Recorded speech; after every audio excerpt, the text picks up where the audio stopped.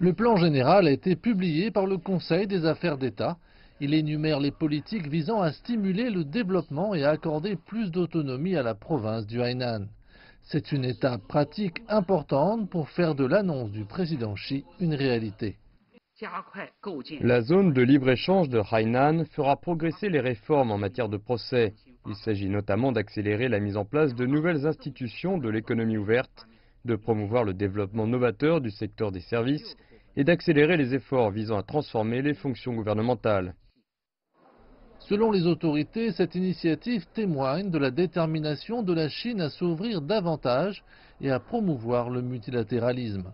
Une série de stratégies proactives cherche à faire de la province du Hainan une passerelle essentielle vers les océans Pacifique et Indien. Des actions sont également prévues pour attirer le commerce extérieur et les investissements en mettant l'accent sur les secteurs du tourisme, des services et de la haute technologie. Hainan souhaite créer un environnement commercial pratique, fondé sur le droit et international, ainsi qu'un environnement de marché équitable, ouvert, unifié et efficace. Cela se fera via l'innovation et la mise en œuvre de politiques. Un plan d'action est déjà en cours d'élaboration. Le projet a prévu des exceptions à certaines restrictions pour faire place à des plans de construction et à des talents étrangers. Mais avec 11 zones de libre-échange déjà en place à travers la Chine, cette île tropicale parviendra-t-elle à éclipser ses équivalents? Une avancée significative est le fait qu'une réforme complète sera menée dans l'ensemble de l'île.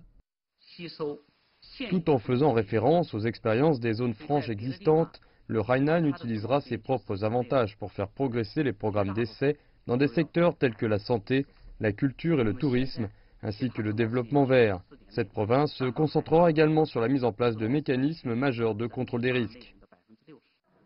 Par ailleurs, le gouvernement local a déclaré qu'il s'appuierait également sur des expériences réussies à l'étranger. Cela pourrait renforcer davantage les comparaisons qui ont placé la province du Hainan dans les rangs d'Hawaï et de Dubaï en termes de climat et d'offres touristiques.